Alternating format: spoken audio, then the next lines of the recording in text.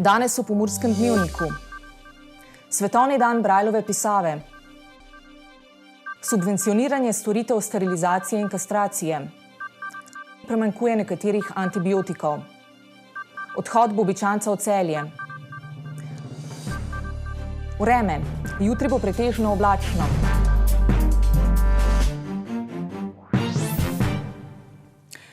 Spoštovane gledalke, cenjeni gledalci, lepo pozdravljeni. V sredo smo zaznamovali Svetovni dan Braillove pisave oziroma brajice, ki slepim in slabovidnim odpira okno v svet leposlovja in izobraževanja ter na ostala področja življenja. 4. januarja 1809 se je namreč rodil njen izumitelj Louis Braille.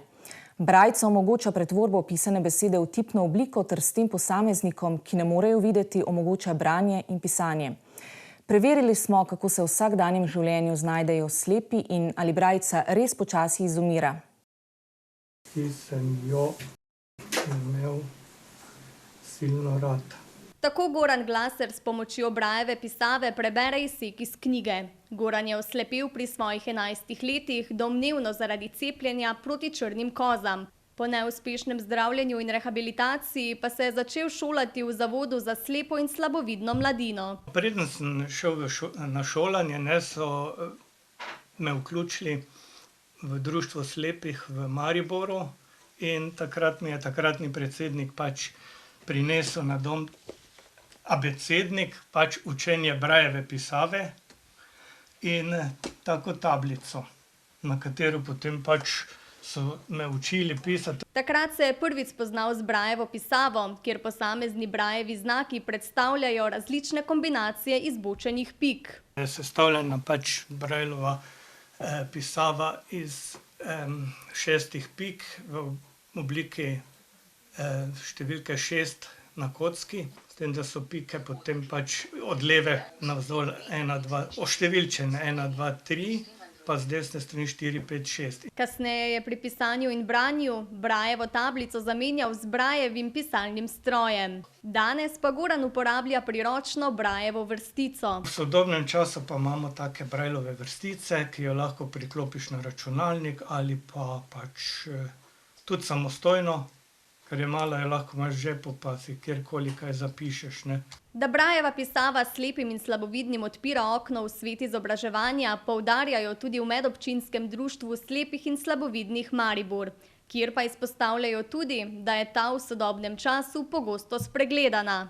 Sedaj za to novo tehnologijo nekako Braillova pisava izgublja na veljavi, kajti za novo tehnologijo, predvsem za temi zvočnimi zapisi, je enostavnejše delovanje oziroma tudi učenje slepih dijakov, študentov, učencev. V društvu pa ne skrbijo le za učenje in ohranjanje Braillove pisave, temveč tudi, da so slepi in slabovidni čim bolj vključeni v različne družbene dejavnosti. Opozarjajo pa tudi na težave, ki jih imajo le ti pri mobilnosti. Predvsem infrastruktura ne odgovarja vsem potrebam slepih in slabovidnih, predvsem prometna infrastruktura, kjer so še vedno slabe označbe na avtobusih, slaba prezentacija avtobusnih postaj. Slepi in slabovidni morajo biti zato v mestu zelo previdni. Ja, skoncentriran moraš biti na ulici, v odprtem prostoru. V hiši se hitro navadiš, v stanovanju in po bloku ali kaj, ampak zunaj pa itak so razne ovire, tudi te reklamne table. In čeprav se stvari na tem področju izboljšujejo, v Medobčinskem društvu slepih in slabovidnih Maribor poudarjajo, da so infrastrukturne spremembe, ki bi slepim in slabovidnim omogočale večjo samostojnost, še vedno prepočasne.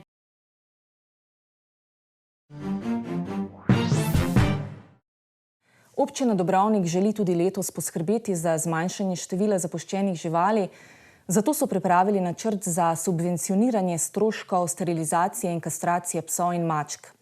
Javni poziv za izvajanje veterinarskih storitev je odprt še nekaj dni. Mnogi ljudje nadvse uživajo v družbi svojih hišnih ljubljenčkov in jim niti na misel ne pride, da bi jih zapustili ali se jih znebili. Še več, na svojega štirinožnega prijatelja gledajo kot na člana družine, ki si zasluži le najboljše. Žal pa tovrstno sožitje iz različnih razlogov ni vedno uspešno. Tisti, ki je na svojo žival navezan in jo želi oddati, bo dobro pretehtal vse možnosti. Ni pa vedno tako. Vse preveč je zapuščenih in odvrženih živali, ki se same ne znajdejo. Zapustitev živali vodi v trpljenje, nenadzorovano razmnoževanje in celo v osamljeno smrt. Težava je, da so tovrstna dejanja v nenehnem porastu.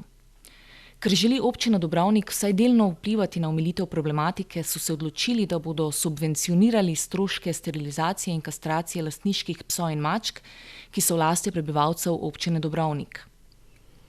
Do subvencioniranja tovrstnih stroškov bodo tako upravičeni vsi lastniki psov in mačk, ki imajo stalno prebivališče na področju občine. Cene sterilizacij mačk variirajo med 50 in 80 evri, za kastracijo pa je potrebno odšteti tam od 40 do 60 evrov. Cene za sterilizacijo psov se gibljajo nekje od 130 do preko 300 evrov, za kastracijo psa pa je potrebno odšteti od približno 100 do nekaj več kot 200 evrov. Višina subvencije, ki jo nudi občina Dobrovnik, bo znašala 30 evrov bruto cene na strošek storitve za mačka in 50 evrov bruto cene storitve na psa. Storitev zaenkrat še ni na voljo, saj je javni poziv za izvajalce veterinarskih storitev odprt do 10. januarja. Koledarska zima se je komajda dobro začela, pa že prihaja do pomanjkanja nekaterih antibiotikov, predvsem za otroke. Lekarne so bile obveščene, da naj bi bile težave le začasne. Predvsem otroci, še posebej tisti, ki obiskujejo vrtec, so v zimskem in prehodnem obdobju najbolj dovzetni za prehlade ter virusna in bakterijska obolenja. Okužbe se hitreje širijo med najmlajšimi, saj ti še ne poznajo higienskih standardov in primernega delovanja v primeru bolezni, na primer redno umivanje rok in prakticiranje kulture kihanja. Trenutno je veliko obolelih, v slovenskih lekarnah pa je pričelo premanjkovati antibiotikov. Lekarniška zbornica Slovenije je lekarne obvestila, da lahko pričakujejo težave pri dobavi nekaterih antibiotikov za otroke. Težave naj bi se že pojavljale z zdraviloma Ospamox in Hikoncil, ki jo zdravniki predpišejo o bakterijskih okužbah, kot je na primer okužba dihalnih poti. Javna agencija Republike Slovenije za zdravila in medicinske pripomočke je primanjkljaj potrdila in hkrati že napovedala, da je motena oskrba z omenjenimi zdravili le začasna in da naj bi se dobavna pot sprostila že kmalu. Pojavljajo se ugibanja, zakaj sploh primanjkuje antibiotikov po Evropi.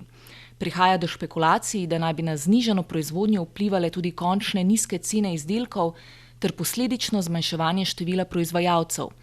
Možni razlogi za primanjkljaj pa so med drugim tudi omejitve proizvodnih zmogljivosti in vse večje povpraševanje. Kot tretji v tem prestopnem roku je Muro in Fazanerijo zapustil Luka Bobičanec, ki je v zameno za odškodnino prestopil v Celje. Poglejmo, kaj je povedal v zadnjem pogovoru pred slovesom. Pred odhodom v Celje se je Luka Bobičanec spomnil svojih začetkov v črno-belem dresu. Pa to je izgledalo, od začetka je to izgledalo neverjetno, ampak smo vsi dali vse od sebe, vsi smo se dali v klub in smo poskušali biti maksimalno dobri in na vso srečo se to tudi videlo na lestvici in smo prišli hitro v prvo ligo, brez nekih recimo to v drugi ligi težav in potem pa vse ostalo zgodovina. Sigurno, da dosti to pomeni, ker sem bil od začetka tu, sem vedel, kak je situacija, kak se dela, na kateri način in sigurno v največjem spominu, da je prvo začetek to, ko smo izborili Evropo, prvo sezono, pa naslednja sezona pokalni prvaki, pa prvaki lige in ne vem, kaj napovem, izjemna leta so za nami. Bobičanec je z 62 goli za Muro drugi najboljši strelec v novejši zgodovini kluba. Sigurno, da mi dosti pomeni. Še bolj mi pomeni, da sem bil prvi strelec, ampak kaj ćemo, kak je tak je. Mislim, v takem klubu biti na taki neki lestvici drugi, sigurno da pomeni za mene kot igralca ogromno, ker sem recimo pred 6 leti igral amaterski fuzbal in v teh 5,5 let doseči 62 gola za taki klub je sigurno ogromno za mene in za moje samozavest za dalje. Navijači Mure so nogometaša iz bližnjega Medžimurja vzeli za svojega, zato se jim je Luka Bobičanec ob odhodu tudi zahvalil. Gringosom bi se rad zahvalil ekstremno največ od vseh, ko so me podpirali, ko smo bili ob strani, kdaj sem koli rabil in ne vem, kaj nam povem, samo se jim lahko zahvalim za to, tudi v dobrim in slabem, da so bili uz nas, z ekipo, z mano pogotovo, ker sem prišel iz nekega okolja, kjer so tudi taki navijači. ne jih je toliko v taki meri, ampak oni so nam res dali so nam to, kaj smo rabili, mi še dodatno na igrišču, da smo čim boljši. Za konec pa še preverimo, kakšno vreme se nam obeta jutri. Danes smo imeli pretežno oblačen dan in okrog 7 stopinj Celzija. V Murski Soboti smo vpoldne namerili 4, Radencih 6, Lendavi 7, medtem ko je bilo v Krajinskem parku Goričko 9 stopinj Celzija. Jutri bo po večini sončno in po nekaterih nižinah zjutraj in dopoldne megleno. Najnižje jutranje temperature bodo od -2 do 3, na Primorskem do 7, najvišje dnevne od 8 do 13 stopinj Celzija. Najnižje jutranje temperature bodo v severovzhodni Sloveniji, v Murski Soboti in Mariboru okoli 2, dnevne od 13 do 14 stopinj Celzija. V soboto bo na severu in vzhodu delno jasno, drugod bo zmerno do pretežno oblačno. Zjutraj in dopoldne bo po nekaterih nižinah megla. Na Primorskem in na Notranjskem lahko občasno rosi ali rahlo dežuje. V nedeljo bo v severovzhodni Sloveniji še delno jasno, drugod bo oblačno, v zahodni polovici Slovenije bo občasno deževalo. Oba dneva bo pihal jugozahodni veter. Temperature v naših krajih se bodo zjutraj gibale okoli 1, v ponedeljek do 8, čez dan pa od 8 do 14 stopinj Celzija. Toliko za danes, več informacij o dogajanju v Pomurju pa najdete na naši spletni strani www.tveideja.si. Ostanite v naši družbi in nasvidenje do jutri.